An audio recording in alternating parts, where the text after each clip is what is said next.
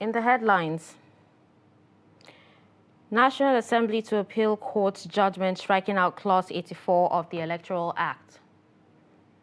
Atiku Abubakar breaks record, declares sixth presidential bid as Governor Tambol meets IBB Abdusalami. NDLEA intercepts 1.9 million tablets of tramadol at Lagos Airport. And on the foreign scene, China deploys drones, thermal scanners to scour China Eastern crash site. Hello and welcome to Trust News Updates. I'm Dashan Husseina Usman.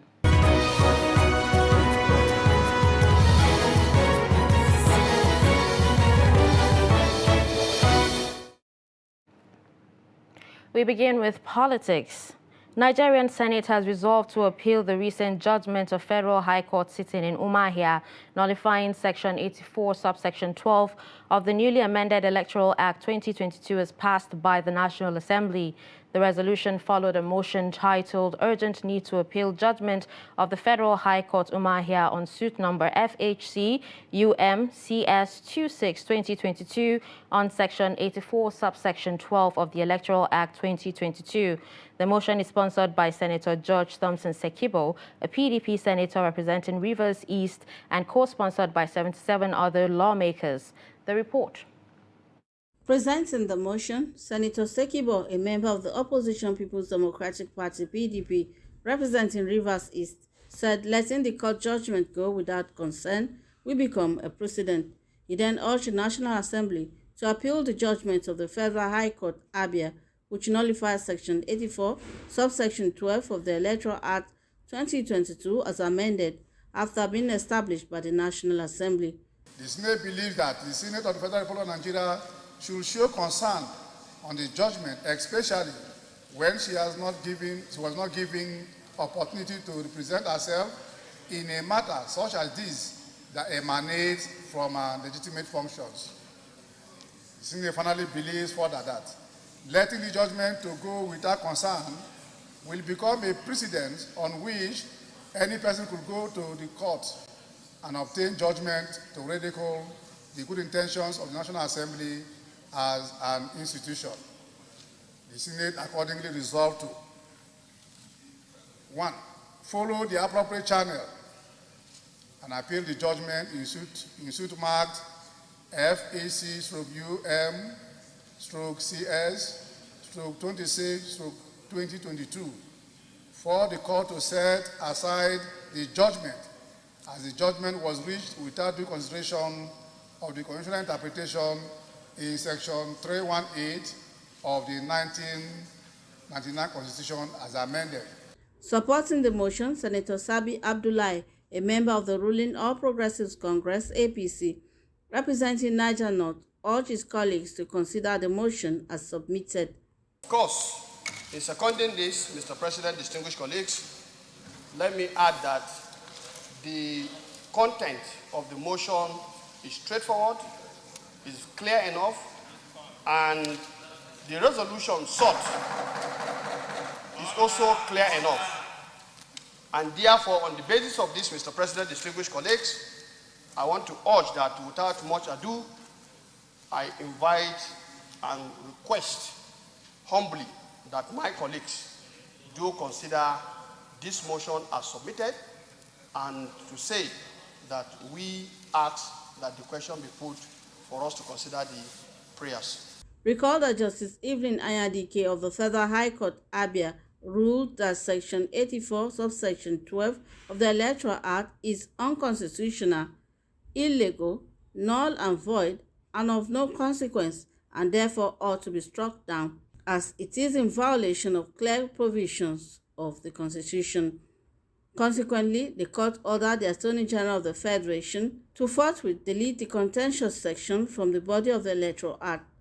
The contentious section reads that no political appointee at any level shall be a voting delegate or be voted for at the convention or congress of any political party for the purpose of nomination of candidates for any election. Similarly, House of Representatives on Wednesday moved a motion to appeal the court ruling on the Electoral Act, which states that no political appointee at any level shall be a voting delegate or be voted for at the convention or congress of any political party for the purpose of the nomination of candidates for any election. The lawmakers, who took turns to speak on the motion moved by Representative Sada Soli, also appealed to the Attorney General of the Federation, Abubakar Malami, to desist from implementing the court ruling until the matter is resolved. The House also unanimously moved in support of the motion to petition the National Judicial Council on the said matter. In his ruling, the Speaker of the House, Femi Gbajabiamila, lamented that the National Assembly was not served as a party to the suit and will not allow the institution be ridiculed under his watch. The Constitution was talking about employed public servant or civil servant in federal appointment or in civil or in state appointment. It did not in any way look at the political appointees and their future and their attempt to participate in the electoral process of this country. I'm taken aback that in the Constitution, where there is separation of powers and where we have been made by the provision of the Constitution for us to make laws, that somebody is trying to do our job. I had expected that whatever that the judiciary would do is to interpret, and in the course of interpretation, can still refer back to the National Assembly to say, please, do this. The issue that was addressed by this parliament, to which the president signed, had nothing to do with public service. And that court interpreted that position. If they had included the National Assembly in that suit, National Assembly would have been able to bring clarity to the matter by pointing to them that the issue had nothing to do with public servants, but political appointees. The truth in this country, Mr. Speaker, is that we elect the president. He appoints his aides. Members of the National Assembly are also elected. We appoint our aides. You cannot expect our aides to begin to claim the same privileges as we have. So also should the aides of Mr. President not claim to want to have the same privileges that the president, who was actually elected, should have. There's no such provision in the Constitution of the land where statements or provisions of the laws are meant to address people who are appointed into political offices in this country. No such provision is meant. And what we're trying to do is simply to address that lacuna. I want to believe we should not allow the judiciary as an institution to not only unnecessarily indict this institution. The supposed plaintiff in this case had no injury that he has sustained in the matter. Unless I'm wrong, I don't know him to be a political appointee that was affected by the law. He was really nothing more than a meddlesome interloper. The pulpit here, like they say, appeal to the Attorney General to tarry and not usurp or go into the functions, legitimate constitutional functions of the National Assembly, because apparently he intends to carry out the order of the court. I will appeal from here that the Attorney General should stop and desist for now. Former Vice President Atiku Abubakar on Wednesday declares to run for office of the president of the platform of the People's Democratic Party. He also unveiled a policy document to change the narrative of bad governance in the country. The second runner-up in the 2019 presidential elections also told the gathering of supporters and loyalists that the 2023 contest is a referendum for Nigerians to choose between greatness and what he called continuous destruction. Trust TV's Shafiu Suleiman reports. As he declares for the sixth term to contest for the presidency, Atiku Abubakar says his persistent push for the #1 political seat is propelled by the spirit of the Nigerian dream. Who could have ever imagined an 11-year-old village orphan who had to rear other people's cattle to raise money to feed his family would have the opportunity to go to school for free, raised through the cadre of a decent profession, establish successful businesses, and become the vice president of this great country.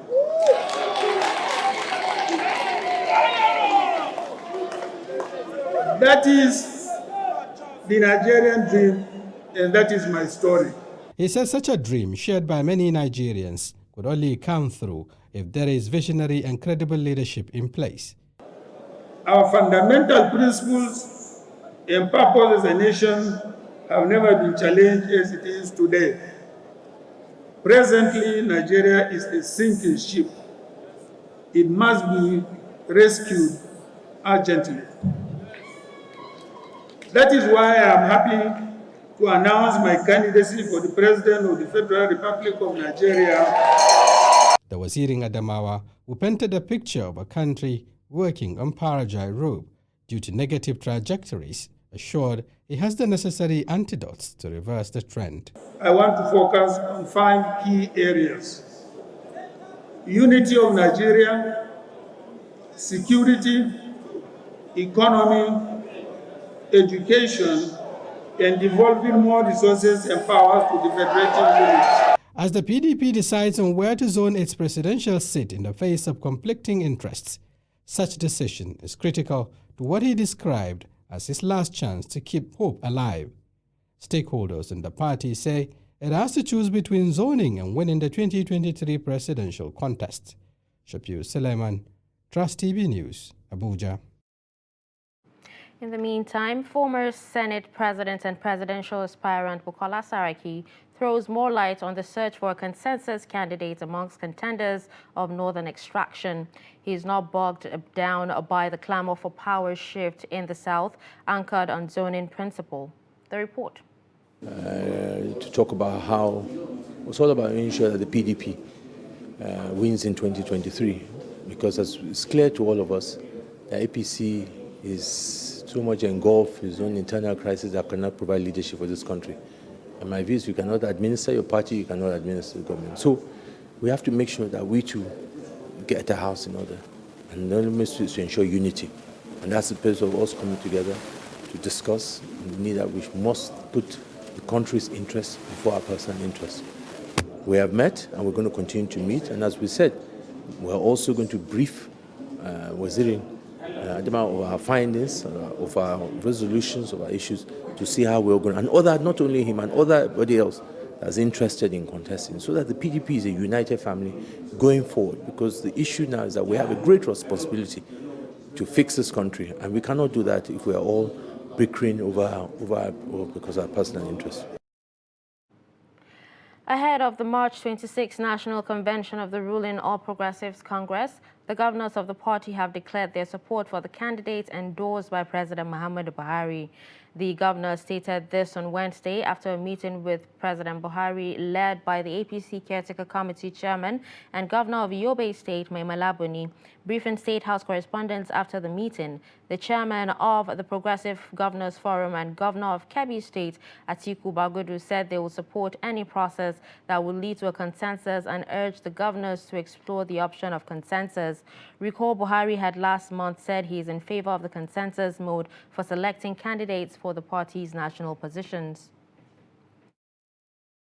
Recall that last week there was a letter that was widely circulated in the media addressed to me as the chairman of the Progressive Governors Forum and copied to a number of others, including the chairman of the Caretaker Committee, the acting chairman of the Caretaker Committee, and indeed the Secretary to the Government of the Federation.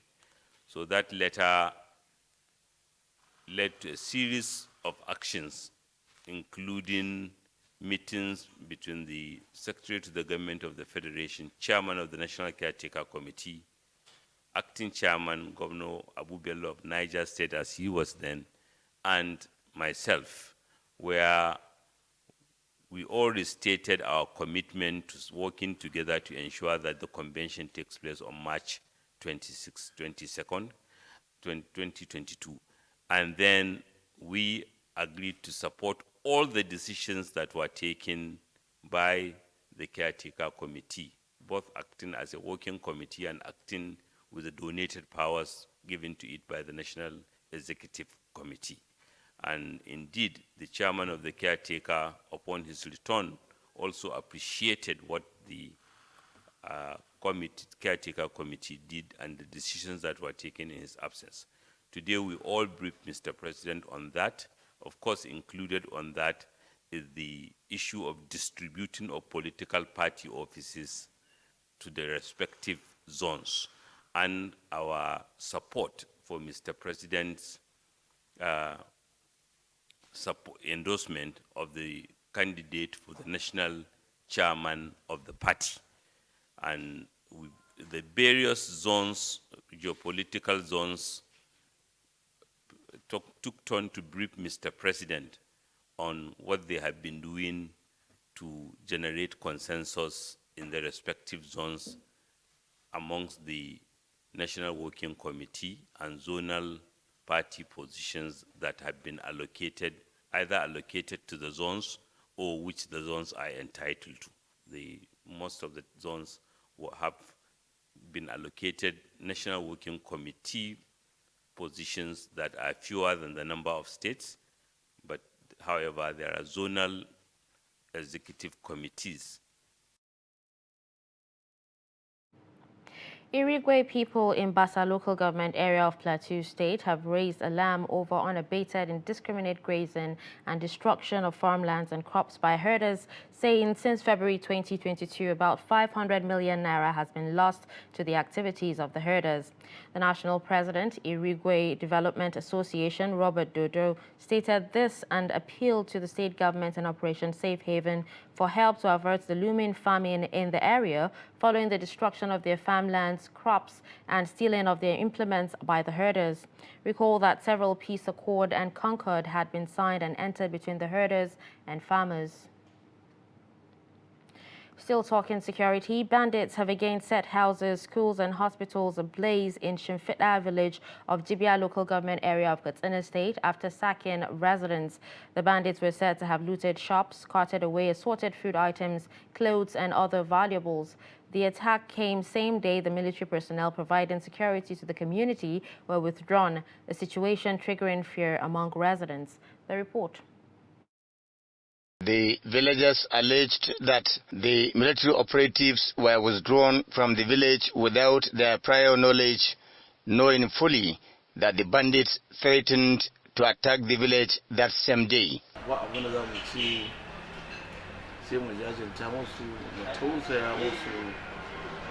You see, the action of military personnel in Shimfiɗa village was a deliberate attempt to destroy the area. These people were not informed about the withdrawal of the military personnel, and suddenly military were withdrawn, and bandits attacked the village. The village burnt almost everything, both government institutions and so on and so forth. So it was deliberate. You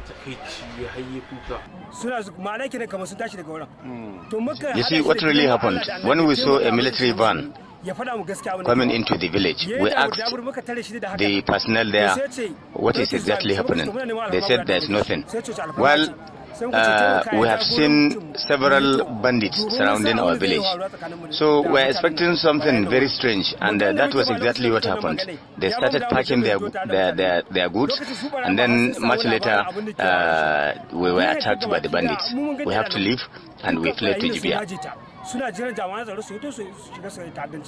Some of the villagers who were escorted to Shimfiɗa by a combined team of military and the police to see the level of damage by the bandits told Trust Television that over 48 shops were looted and burnt, 78 houses destroyed beside those that were set ablaze.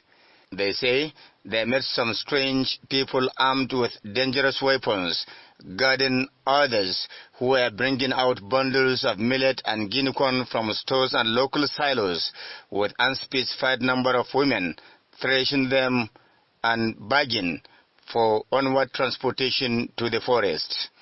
It could be recalled that over 18,000 people from Shimfiɗa village are taking refuge in Jibia local government area of Katsina State and Madarumfa area of Niger Republic. while commending philanthropists, corporate bodies, governments, and other religious organizations for their support to the displaced people of Shimfiɗa village. They also called on the authorities concerned to restore peace and redeploy more securities to the area for their immediate return to their ancestral homes. You see, we need the support and assistance of all the authorities concerned for us to be able to go back to our village. We need to go back. Honestly, we need to go back. Therefore, we call for the support of all concerned for us to go back to our families, to go back to our village. This should be done with utmost urgency to avert humanitarian crises and other diseases that could be contracted as a result of poor sanitation.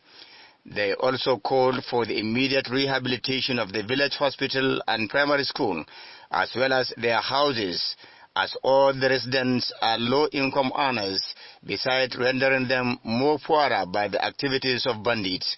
It could be recalled that 7 children suffocated and died inside the only 2 vehicles that conveyed some of the few that could not trek the 48-kilometer Shimfiɗa to Jibia feeder road.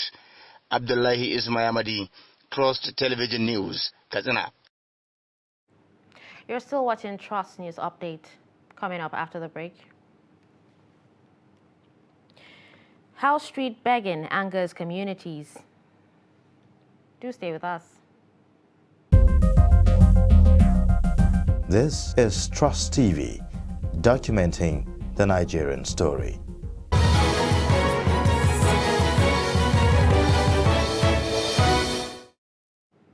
Welcome back. Thanks for staying. Let's take a look at some of our top stories. You heard that Senate has resolved to appeal the judgment of Federal High Court Umuahia nullifying Section 84, subsection 12 of the Electoral Act. You also heard that Atiku Abubakar declares his intention to contest in the 2023 presidential election at the International Conference Center in Abuja on Wednesday.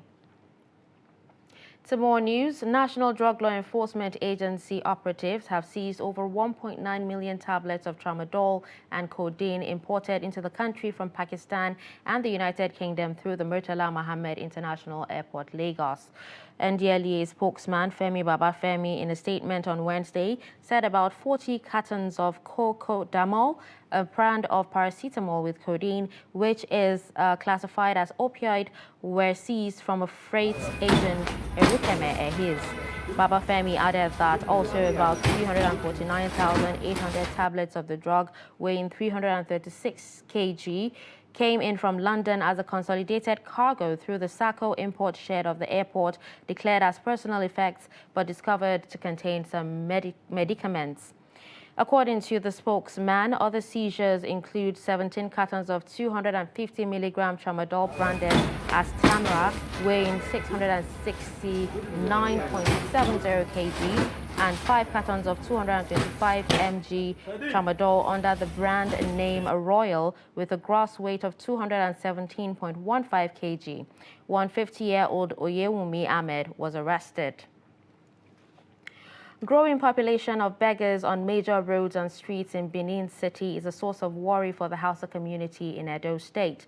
Nafisa Bello, who seeks the views of various leaders of the Hausa community in the state on the issue, reports that they simply describe the menace as worrisome and degrading. The report. Driving through Akpakpava Road, Mission Road, and other major streets, it was observed that beggars have taken over strategic parts of the metropolis. And on sighting the news crew, some of the beggars either took to their heels or turned the other way, while others became aggressive.